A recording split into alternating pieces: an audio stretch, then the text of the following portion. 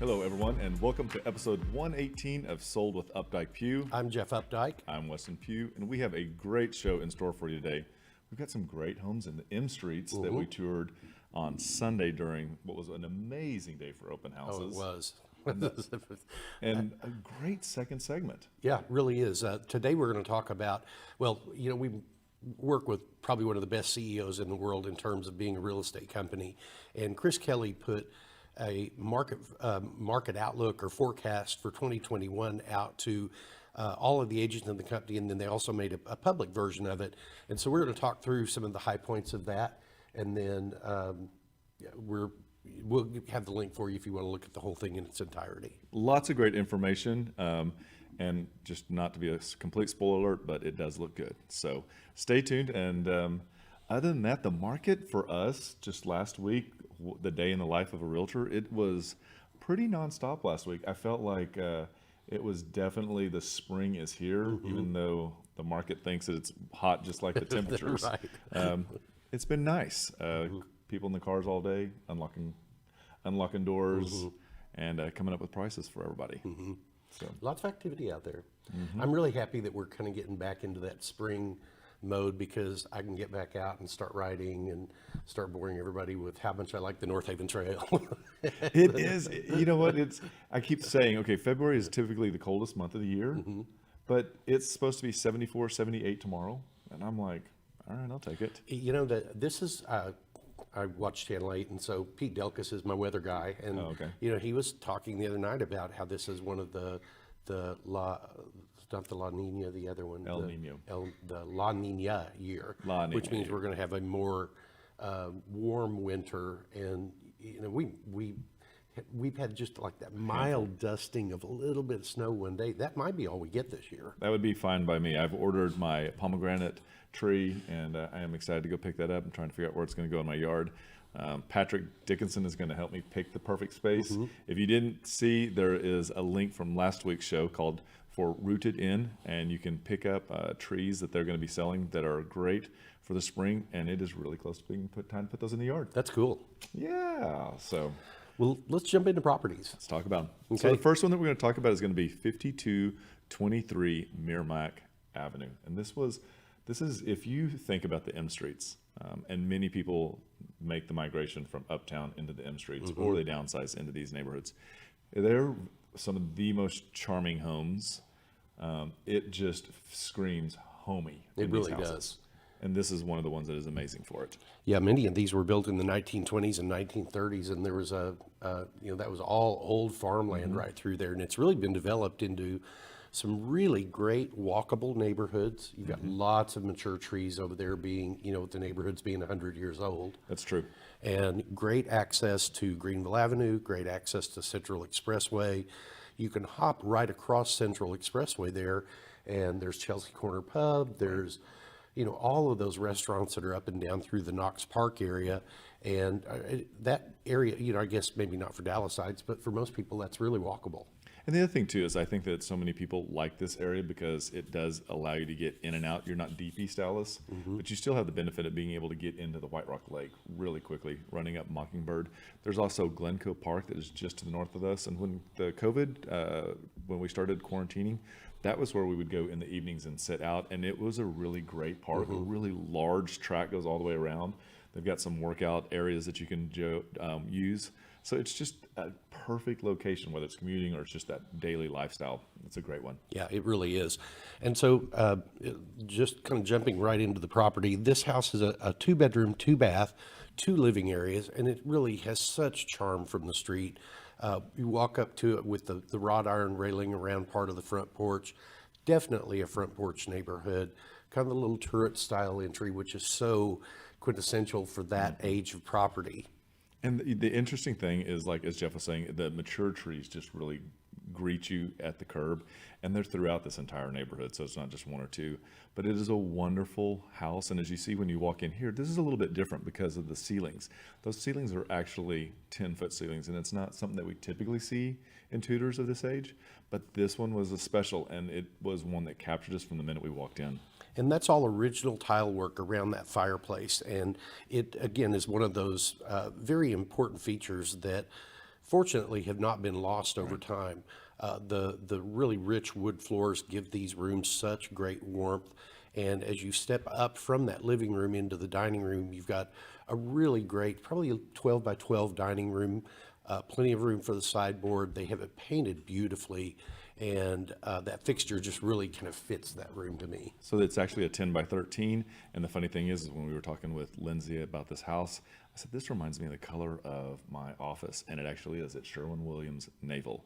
And as you move over into the kitchen, you can see that, again, they've done a wonderful job of the renovation, taking the cabinets up to the top and added that detailed molding at the top that really just finishes off this. You have Viking appliances, as you can see here with the fridge that is built in. And then again, 48-inch cabinets. Backsplashes have, I believe those are ceramic tiles, and laid on a, looks like a grid pattern. And you also have then the gas cooktop. And I really like that they did the under-counter lighting on these, the glass fronts on a few of the cabinets, which is another one of those 1920s, 1930s features that were in the more elegant homes. Marble countertops. And again, those hardwoods come right on in. And as you step out of the kitchen, you come into what I'm sure at one point was the back porch on the home. But they've created a really great den area, living space, extra living space, TV room. And as you can tell, it's got the wall of glass doors across the back that really let it flood with light. And that is actually a 26 by 12 room. And again, very easy to enjoy the game, as you can see there. But they've also set it up, it could work from home. In one of those opening shots you saw where they had a desk perfectly positioned. Now in the master, we look at the master and it's 15 by 15. And again, some of the things that make this unique are the size of the bedrooms. Large space. You can see that's a king size and you've still got plenty of room. Nice light that is allowed into this room. Symmetry in this room is really important. I think people oftentimes get confused when windows don't quite line up or they're awkwardly placed. This is not a problem here. And you also have great closet space. One of the rare things that you find in these homes. It really is. And this was definitely an exception when it came to closet space. The master bath on this is really nicely done. Shaving height cabinetry, great storage there, not only under the sink, but with the small cabinet at the end of the shower. And it's really certainly a big enough bathroom for two people to be in at any one time. Oh yeah. And the great thing too is that now this second bedroom that is going to come up next, this one has built-in cabinets right here, and you can see how they framed out that door. So that actually opens up to that front porch. This is really great. Again, we're talking about natural light and work from home people. This is great. You're not going to wilt away in this room. The other thing too is that this room is not one that's been skimped on. This bedroom is off 14 by 12, which is a really great size. And you can see warm, bright light, good sized bed. Again, perfect for whomever. Or could be a really great office in this space as well. Absolutely. And as we transition into the hall bath, this is really a great original bath. The tile work in it is very intricate. It has all been very well maintained. The shower area has all been tiled, floor all the way up around the ceiling as well. So great outdoor space. Can't emphasize enough how important this is. This pool is well laid out. It is where you would want it. It's the size that you would want it. The landscaping, the waterfalls, those little waterfalls, you can't quite tell from here, but those are actually lion heads. And I love those little suckers. So flagstone around the pool. It's just a really clean, easy, nothing really flashy about it. It just has a really solid feel to it. And so this is 5223 Merrimac Avenue. Really a great, great home. 2 bedrooms, 2 bathrooms, 2-car garage, built in 1928. A little over 2,000 square feet, priced at $725, and that brings it in at about $359 a square foot. And we wanted to say thank you to Lindy Crane for letting us talk about her home today. It's amazing. And if you want to see more information about this, just check out in the comments below. There'll be a link and you can click on that, look around. And if you'd like to take a look at it, let us know and we'd be happy to make that happen for you. Absolutely. Next home. The next home we're going to go to today is 5739 Monticello Avenue. I'm saying that correctly. Yeah, 5739. You looked at me and I thought, oh, I'm doing something wrong. 50, so really, so this was just down the street from the first one. it was, yes. Yeah, and really, again, great neighborhood. This one's on the other side of Greenville Avenue, still in that same general area. This one has great walkability right there up and down Greenville. There's Gloria's restaurant. There is That's funny you say that, yeah. really kind of, I think, every possible type of food that you would want down through there. There's Mediterranean restaurant. One of my favorite Mediterranean restaurants is down there, and you really are walking distance to Gloria's. Just a quick step across the street, and you're on their patio enjoying the wonderful weather right now. Which puts you also right at the Bluefish Sushi House. It puts you at the Sundowner. It puts you at the Granada Theater for all the concerts that we're going to be going to later this year. I can't wait to get back to. There's hope. Anyway. I feel it. Let's just call this the House of Hope. House of Hope. Oh my gosh, I feel so much better just talking about that. So this is 5739 Monticello, and it is a 4-bedroom, 2 full bath, 2-car garage. And we had to bring this on, and this house did not disappoint once we got inside. It is meticulously maintained, and from the outside of it, this is less of a Tudor and more of a California bungalow. And one of the things that we see on California bungalows is less peaks and larger porches. And this porch is amazing. So we're gonna have a couple more pictures of it, but you can see how wide the walk-up is, symmetrical positioning of the front door. If that's something that makes you feel better, this house is gonna be really great for you. The porch also is one that you're gonna see little rocking chairs here, and you also see a secondary teak seating area.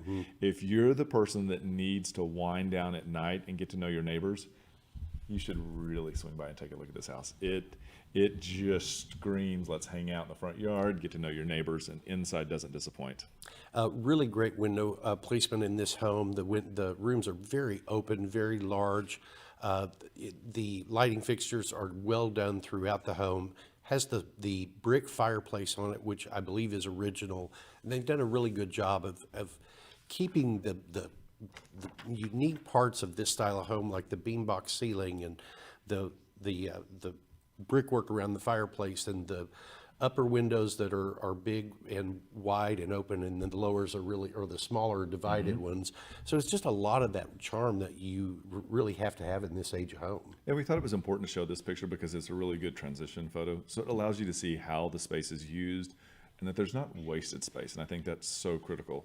Here we move into the dining room, and I believe the dining room is going to be a 14 by 15, and it does seat 6. It looks like if you wanted to add a leaf, you could get 8. One of the things that this homeowner has done quite well is their attention to detail with some of their styling. The wallpaper in here was amazing. A really clean grass, or not grass, but a tree pattern there. I don't know if we'll get that close. And as you transition from the dining room, this is a little butler's pantry that they've also kind of set up as a bar that goes into the kitchen in the second half of the house. And this is reserved for houses that are at a much higher price point, but this was really kind of a space that was accommodated really well, I think, in the original floor plan. And as you come into the kitchen, you've got granite countertops, farm style sink, you have an island.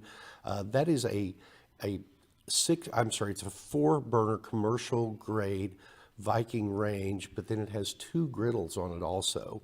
And 2 ovens, which I loved. Yeah. Great placement for the island as well. You can see that they've got the built-in microwave here. That is a little space above and below, really great for organizing other appliances in the kitchen and not having to have them out. Built-in refrigerator here. And again, it transitions to an eat-in kitchen. And this eat-in kitchen that they have here is wonderful because it does have a little bit of a bench to it.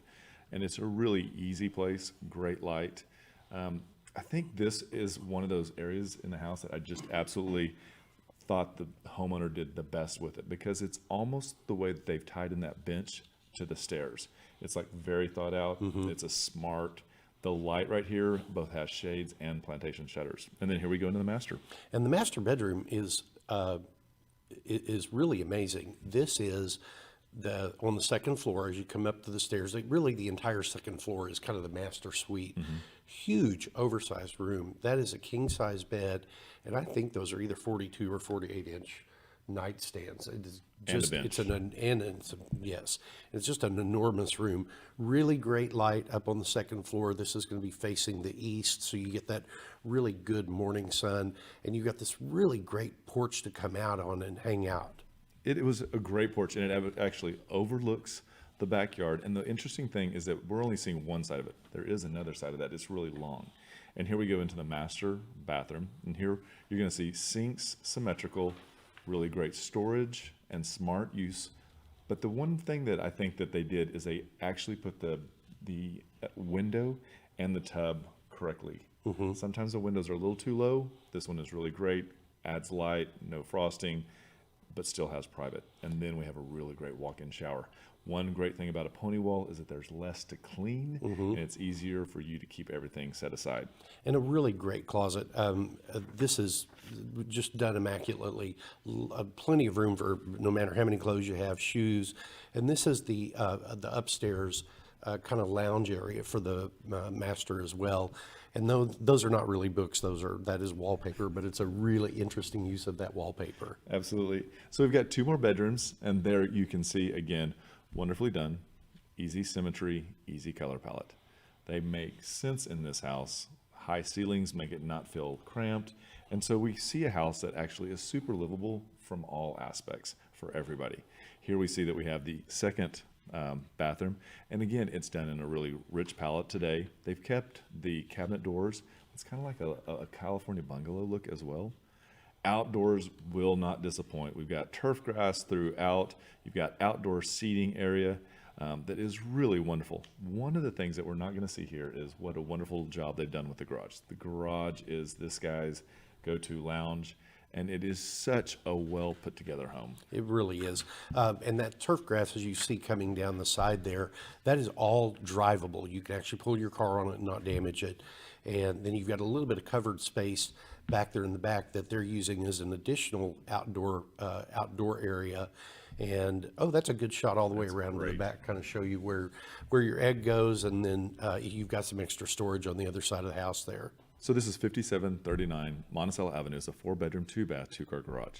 Built in 26, just shy of 2,600 square feet. It's 919, which is 354 a square foot. We also want to thank you so much to Claudine King for allowing us to feature your home. Absolutely. Thank you, Claudine. It's a wonderful one. And again, like I said before, in the comments below, you're going to find a link. You can click on that and look at those pictures at your leisure, and you can share them. If you'd like to look at it, you know what to do. Let us know. We'll make it happen. And we will be right back. There are lots of ways to keep up with us. Visit and like our Facebook page to watch us live and get updates about future show topics. Also, visit our Instagram account where you can see the latest homes we have for sale. You can also check out our website at updikepugh.com, where you can create customized searches of active and sold homes that you may find of interest. If you'd like to know how much your home is worth, visit homeprice.fyi and you can get a price instantly. Just enter your address and a couple of other pieces of information and we will email you a price. If you are on the go and podcasts are better for you, our second segments are available on iTunes and Spotify. Last of all, you can reach out to us by phone or text at 214-377-2223. Hi everyone, welcome back to the second segment of episode 118 of Sold with Updike Pugh. And today we are going to talk about a 2021 market outlook. Yep, we got a lot going on, and it's really good. It really is.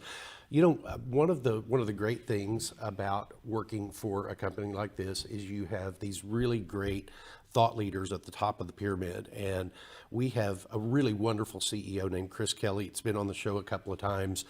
And Chris really knows how to boil things down and make them so easy for people to understand. And so he put together a presentation that is on the Ebby Halliday, Dave Perry Miller Facebook page that just kind of goes into more detail about what we're going to share with you.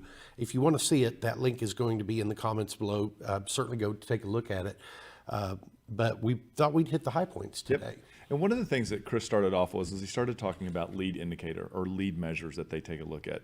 And one of the big ones that they looked at and saw that were really trending in the right direction were the number of showings that had happened.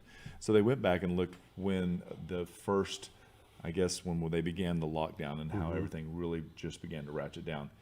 And they're comparing it to 2019, which happened before, and how everything is now just really outpacing even 2020 and 2019 on showings. Yeah, it was, I mean, we had seen, based on the data that Chris was pulling together, we had seen that recovery in the number of showings had actually had an 85% recovery in about 6 weeks after the first stay-at-home order was in place. And that's really amazing, given the fact that, as we're going to go on, that there was fewer houses to even look at.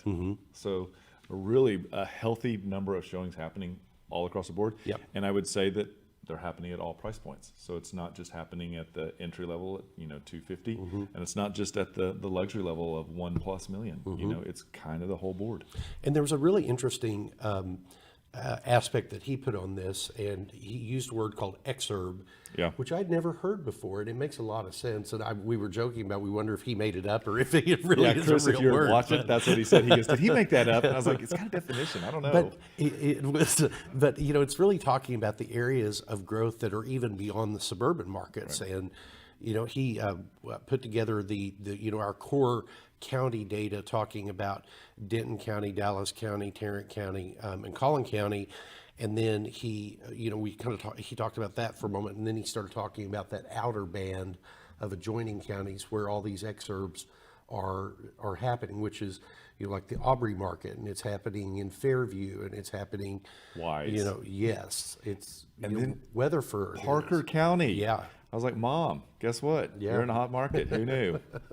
So anyway, we're seeing that growth happen farther out, and a lot of it, that one of the other really interesting points he brings up is talking about the number of people that are working from home. Yep. And how we used to be down in the single digits, low single digits, until the pandemic. And then it shot up, to what, 80? I think the high was 85%, something, a really high number. And he pointed out that he didn't think it was ever going to be back down below the double digits again. Absolutely. And it was so funny. I can't remember what the phrase was. He said something like, "Not ever, never." Like, it will always be this aspect of the marketplace. Not now, not ever. Not now, not ever is it going to go back to the way that it was. And I thought that's really interesting. And we see that, one of our clients that we have under contract right now actually is from California. And I've said it before, he looked around all across the United States because he could go anywhere. He bought a place in Michigan on a lake, and he's buying one here in Dallas as well. So it just kind of, there is a different way that people are looking at what defines them as a home now. Yeah, and there is not this big outward migration that we all kind of thought might be coming along with wanting to get out of the condos and the townhomes. I think we definitely had a lot of people that talked about that, and we still have a lot of people that are like having the actions, putting the actions behind those words. But it's not the big everybody's not fleeing the city. It's not an exodus. And I think that people will always want to have that lifestyle that some of the urban markets have, that ability to be downstairs and go for dinner, to go for a walk. Those are just things that are more difficult when you're trying to live a car-free life when you're in the suburban market. Yeah, definitely. So there were a couple of factors that were driving that exurb migration.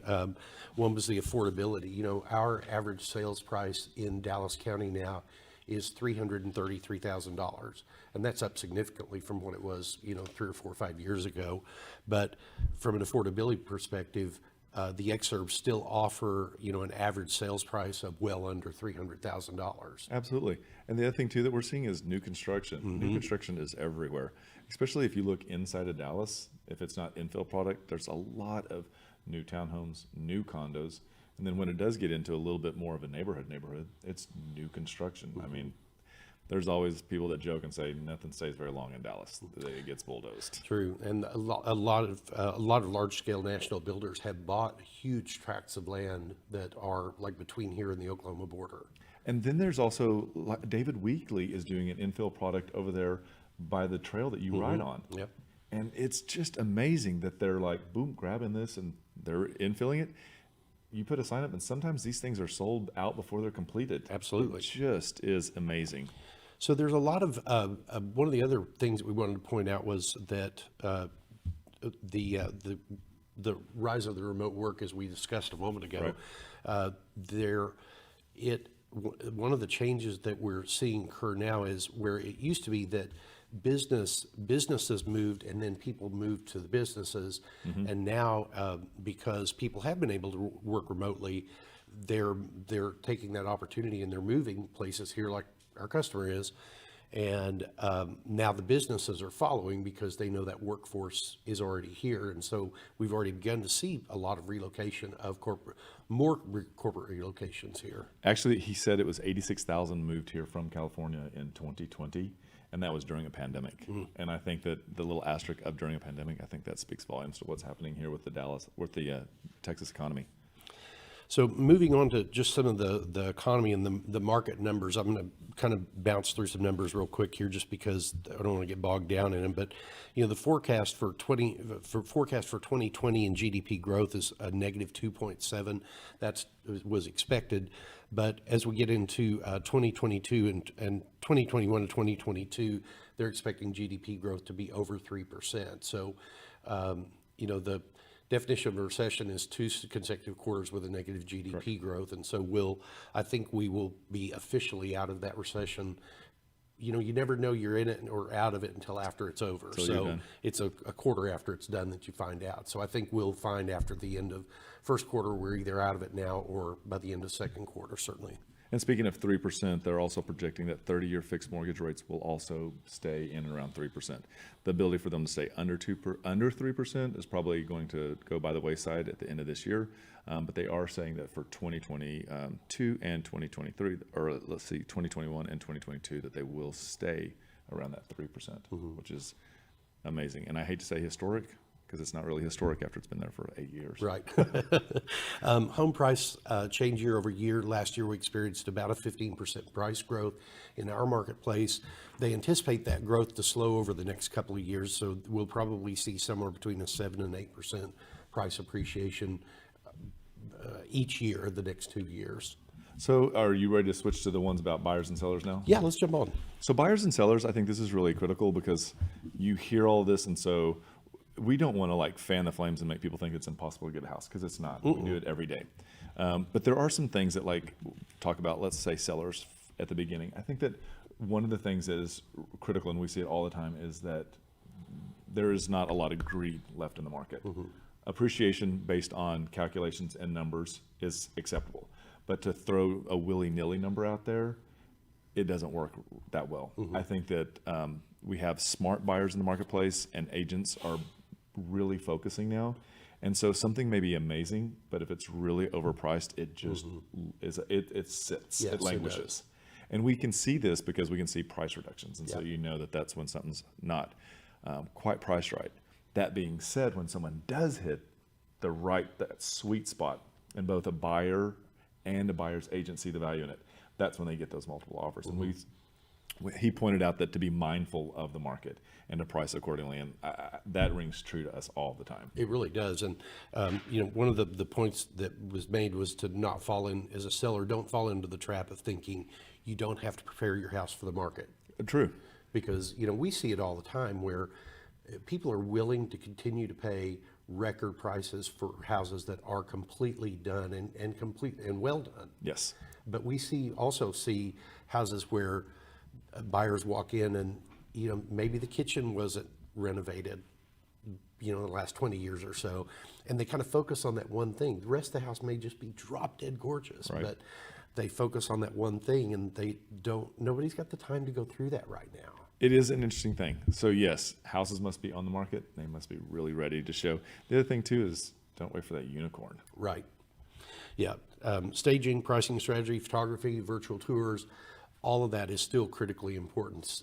We have a vacant townhome that we just met a stager at yesterday that we think this thing's going to fly off the market, but we want to have it ready. We want it shot. We want it to look right. It's just like dating. You only have one chance to make a first impression. That's kind of the motto. So going over to the buyers. Yeah, jump to the buyers. It's so important right now to get all of your ducks in a row. And by ducks in a row, it is being in front of a lender that is within the market, that is knowledgeable, that has the reputation and a company that backs it. It's so important. The credibility of a buyer's lender in being selected as the one to negotiate with is absolutely critical today. And people are like, really? And I'm like, it really is, because if the agent has had a bad transaction with a lender, that carries forward. If they've had a great one, it also does. And so it's not so much that the seller is going to know your lender, it's the seller's agent is going to know your lender. Yes. And so we're really talking to that. And it is that full package. If there's 2 perfect offers placed down and they don't know this lender, but they know yours, guess who's getting chosen? And then also be prepared to go ahead and reach out to us if you are going to start looking for a home. Even if you're a couple of years away, don't worry about reaching out. I mean, feel free to reach out to us, because we talk to some people that we may not work with for a year or a year and a half. I mean, we may start, Right. but it might be a year and a half before they actually buy a house. And we're completely fine with that.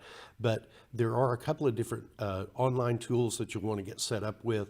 We have some tools that we'll want to set you up with, and it's really the combination of all those that gets the information to you the fastest, and sometimes gets it to you before others in the marketplace. And I think that's really critical, because so many of these websites out there that consumers have become kind of used to using as a default, they actually make money by selling leads to other agents. And in order to sell leads, they need inventory. So if the market keeps flipping over really fast, there's not as much inventory.